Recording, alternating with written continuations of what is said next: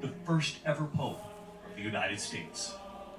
Good afternoon, live from the Vatican. We're coming back on the air because there is smoke again coming from the chimney. Let's go right to Smoke, live smoke, picture. smoke. The swell of applause from the square right here. St. Peter's Square, obviously. You can see right there what appears to be Mobius Studio. white smoke. Promoting new podcast. Phase An Wave. extraordinary development here in Vatican City. The white smoke coming after the fourth ballot. The anticipation growing. Some running to the square after alerts on their phones, trying to find a place. Already overflowing St. Peter's Square. The bells ringing out. While inside the Sistine Chapel, he is asked, "Do you accept your election as Supreme Pontiff?" The moment he said yes, he became Pope. And he was asked, "By what name do you wish to be called?" It's believed he was then brought to the Room of Tears, where he chose a cassock from several hanging in that room. And as tens of thousands waited in St. Peter's Square, and millions waited watching from all over the world, Cardinal Protodeacon Dominique Momberti of France, walking out onto that balcony and declaring, "Habemus Papam," we have a Pope. Habemus Papam. And then, delivering this name, Dominum Robertum Franciscum, Sancte Romane Ecclesiae, Cardinalem Prevost. Cardinal Robert Prevost, and revealing he has chosen a name. Leonem Decimum Quartum. He will be known as Pope Leo XIV, the crowd chanting Leo. Born in Chicago in 1955, he is 69 years old, considered young compared to recent popes. He could lead the church of 1.4 billion Catholics for some time to come. We had just heard that Robert Francis Prevost of the United States, 69 years old, born in Chicago, has been named the next Pope. There had been so much talk about whether or not there was a slim possibility that there would be an American Pope, one from the United States. He went to college at Villanova, studied mathematics. Italian media has referred to him as the least American of the Americans because of his quiet, humble way. He had years of missionary experience in Peru. The voting cardinals in red on the balconies of St. Peter's Basilica.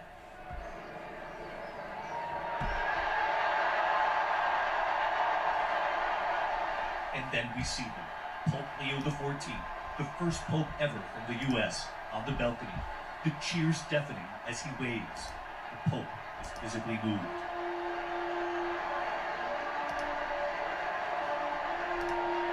Some in the crowd waving American flags, children in tears on their parents' shoulders, but none hands in prayer. And then his first words to the faithful. Just Pope, wow. "Peace be with you all, dearest brothers and sisters." La pace sia con tutti voi. He spoke of Pope Francis blessing Rome and the world that Easter morning, saying, "Allow me to follow up on that same blessing. God loves us. God loves you all. Dio ci vuole bene. Dio vi ama tutti. And evil will not prevail."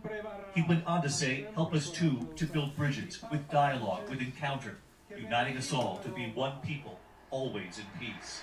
Voglio ringraziare anche tutti i confratelli cardinali che He thanked the cardinals who chose him to be the next pope. And this was his wish to millions watching, that this be a church that builds bridges, dialogue, always open to receive, like this square, with open arms. All those who need our charity, our presence, and love. And a church that always tries to be close, especially to those who suffer.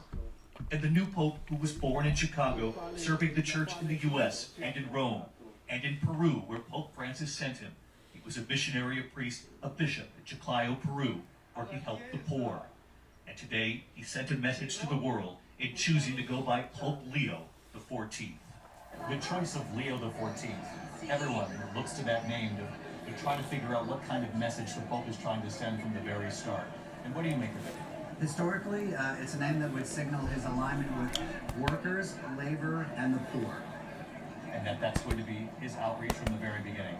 Certainly that's his intention. I mean, he can expand that, but it's a real solid sign that that's the way he wants to be identified at the beginning. We met this husband and wife from California, Louis and Suhey Bernal. who raced 2 miles to the square after getting the alert there was a new pope. What about him and what he said here today? I loved his message when he said building bridges through dialogue. From the moment we saw the white smoke begin to emerge from that chimney, you could see the size of the crowd swelling. People actually running down the street trying to make it to the square to actually see the new pope emerge on that balcony. And inside the crowd was a group of students from the University of Chicago who could not believe the history they were witnessing. He began by saying, "Peace be with you," and he talked about building bridges. And what do you think that means? I feel like it's a continuation of what Francis was doing in reaching those people on the margins. And Christina Mori from Indianapolis, she was at the front of the square, meeting American seminarians and making friends with young people from all over the world, taking in the moment. There was a lot of hope and joy into what this new chapter could bring. And there were 7 other countries touching shoulders. We all spoke different languages, we all had different interpretations of what was going on, but we were all together in that spirit of unity and excitement. And the American seminarians you were standing with as well Yes. were equally as shocked. Oh, they were all just jaws dropped. And we met young college students Elise Hartney and Lily Weber from Chicago, witnessing the history made with the Pope from their hometown. What connected you with Pope Francis, and what do you hope from Pope Leo? Yeah, so Pope Francis, I just feel was very grounded, and he brought the communities all together throughout the world. And I hope Pope Leo continues that and brings on his legacy throughout his time being a pope.